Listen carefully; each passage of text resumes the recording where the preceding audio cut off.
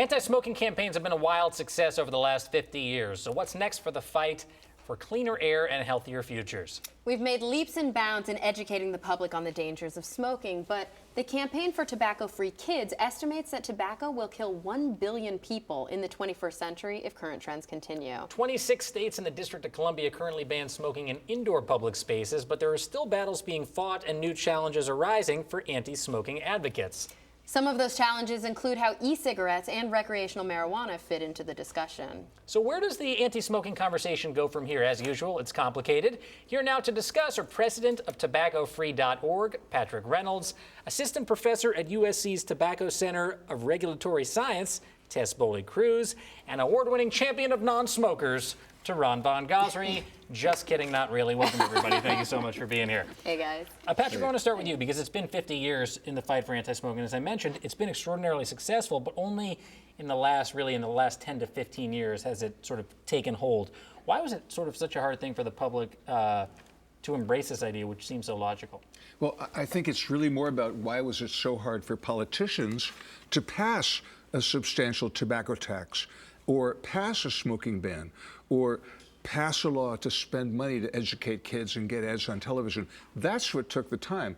Is the answer to that the tobacco lobby, basically? I mean, that seems like an easy answer. Well, you know, you got about half the people that say, we don't want to change. We don't want to do anything new. We're getting old. We've tried this, and it's just fine the way it is. They've always smoked in restaurants. Don't ban smoking from restaurants. Right.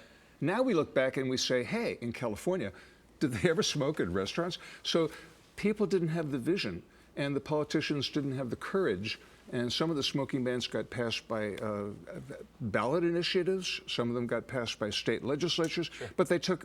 I remember when we had smoking on planes. And what? Yeah, there was. On the plane? I think the bigger problem now is there are still planes that are so old that they have ashtrays in them. I know, that's true. Unfortunately. That's a little scary. And we look back now and we say, did they ever have smoking on planes? Well, one day we're going to look back and we're going to say, hey, did people ever smoke? Mm-hmm. And that's coming in our lifetime, I hope. I mean, I certainly hope so, but I know not everybody is. What are people supposed to do after sex? Cuddle? Well, the big things that led to the big decline, this 50% decline from 40% of Americans in 1964, now 50 years later, we have 18% smoking. That's a cut by more than half. And what are the things that really contributed to that? And I believe first and foremost, tobacco taxes in the last 10 to 15 years have just gone through the roof. And on that note, if you are an ideologue who says that all taxes are bad and we don't need taxes, we don't need regulation, well, that ideology is what stymied a lot of the Republicans from voting for higher tobacco taxes or changes. And unfortunately, under the Bush administration, we couldn't get our 69-cent tax on tobacco. We couldn't get it passed under Obama. We got it within 2 weeks of his first taking office. Wow. And FDA regulation the same. They killed it. One of the biggest contributors to the Republican Party has been big tobacco. I know a lot of people that have actually stopped smoking because of the price. Yeah, there's no doubt about it. Like buying cigarettes has just gone up, and they're like, I'm not paying $10 a pack. Particularly in a place like New York City. And I mean, exactly. The former Mayor Bloomberg will cite those statistics all day long. Tess, I just want to get you in here. What do you, go ahead, sir. Back on the ideology for just a moment. You know, tobacco taxes, if you don't like taxes, tobacco taxes are a good tax.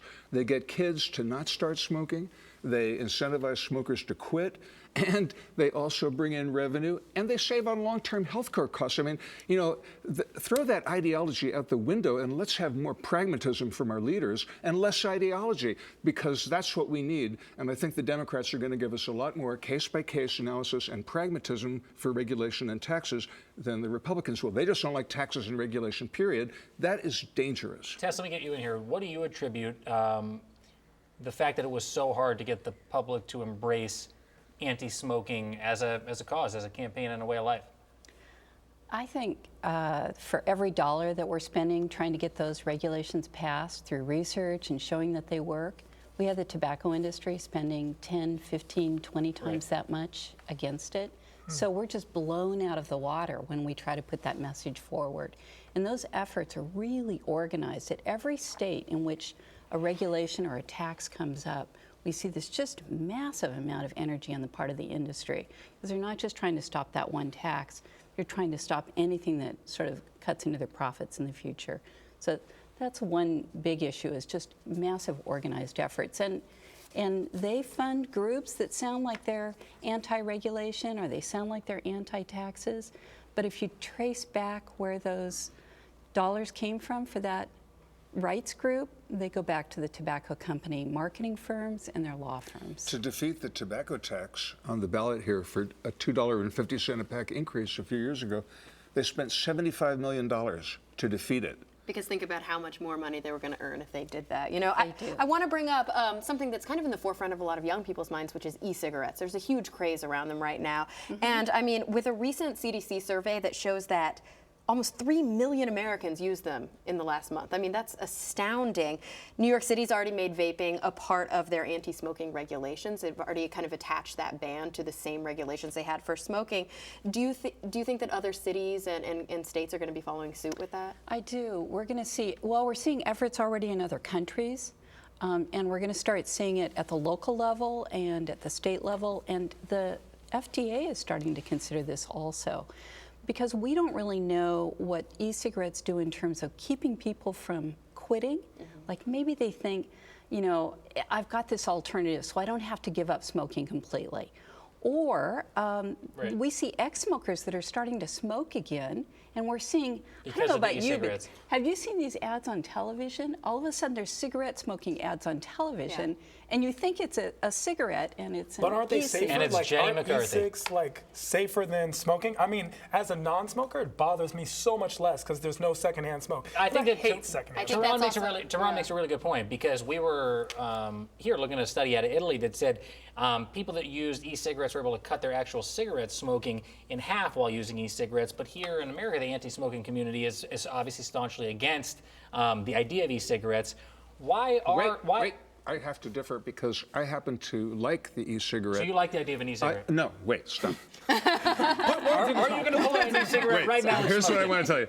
That I think that for quitting smoking, and the FDA won't allow them to claim that it helps people quit, but come on, if you're a smoker out there, you know, and a lot of people are trying to quit right now. This is mid-January, and 43 million smokers, millions of them, as I speak, are trying to quit smoking. And I think when I quit smoking, and I was a smoker, a cigarette substitute was very helpful. And if you don't believe me, and you're a smoker out there and watching, when you take your next drag of a cigarette, keep your eyes closed as you exhale, and don't watch the smoke when you blow it out. And you'll find it's an entirely different experience. So the e-cigarette, I think, is helpful for a week. So you think they should, throw it in the trash. after 1 week, you said? After a week or 10 days. Buy, because it's a mixture of propylene glycol and water heated through an atomizer. We don't know how dangerous it is. We don't have long-term data. And it might be like jumping out the 7th story instead of jumping out the 10th story. But we use our agree cell with you. phones. We use all these things that we don't have the data on either, right? So what's the difference? Still, I mean, you know, I used an e-cigarette also to quit smoking, and it was incredibly helpful for me when I went through that process. But what I'm not liking is the way that they're being marketed and positioned. They're not being marketed and positioned as a stop smoking aid. Now all of a sudden they're cool and they're hip, and somehow it's legal to have a commercial for an e-cigarette on air when you can't do that with a tobacco cigarette. They're using good-looking models. It's the same playbook as it's the big same tobacco. companies. We have Lorillard Tobacco, which produces Newport cigarettes, and they're producing Blue, which is one of the biggest selling. They have all the distribution channels, all the marketing firms to be able to distribute these in a big way. So that makes me suspicious Really suspicious. And then on top of that, we have people who are potentially not quitting. We don't really know where e-cigs play into that process of addiction. Do they help people quit, or do they keep people from trying to quit? Or do they get people back into smoking who were non-smokers before? One thing I want to know about, unsurprisingly, is marijuana, and how marijuana is playing into the situation. Because in Colorado, the same rules, my understanding is, that apply to cigarettes apply to the smoking of marijuana now that it's legal for recreational use there. As more states move to legalize weed, is that going to create a problem for the anti-smoking movement, the anti-cigarette smoking movement, do you think? You know, it's interesting that you mentioned Snoop Dogg earlier because one of the anxieties Before we is... went on the air, that's just what I talk about when we're hanging out. One of the Nothing but a G anxieties thing. is keeping tobacco and marijuana separate. Yeah. So, you know, it's not unusual to see people rolling marijuana in a blunt. Yeah. So they're mixing marijuana and Where smoking are together. you at? And a blunt Right. is tobacco paper. Right. So, you know, we have people who smoke enough of these blunts that they're getting addicted to tobacco. Yeah. I mean, that's one anxiety. The other is it sort of normalizes smoking. Same problem with e-cigs. It makes it, you know, sort of a culture of smoking that's positive and upbeat. And finally, we have workers who are exposed to this. So the same issues that we have with clean indoor air.